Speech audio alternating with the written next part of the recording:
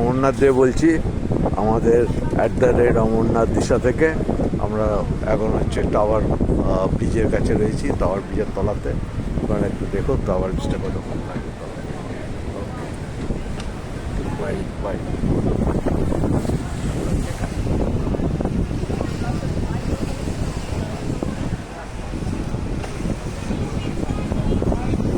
এদিকে চলে এসো, তোমাকে মাকে এটা তুলে নি, এটা তুলে দাও তোমাকে।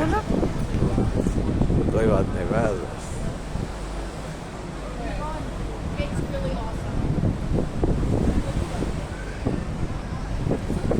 দেখুন আমাদের পুরো টোটাল লোহার কনস্ট্রাকশন, এই পোর্শনটাই হচ্ছে কি আপনার হচ্ছে লেবারে লেফট অ্যান্ড রাইটে উঠে যায় যখন জাহাজ আসে।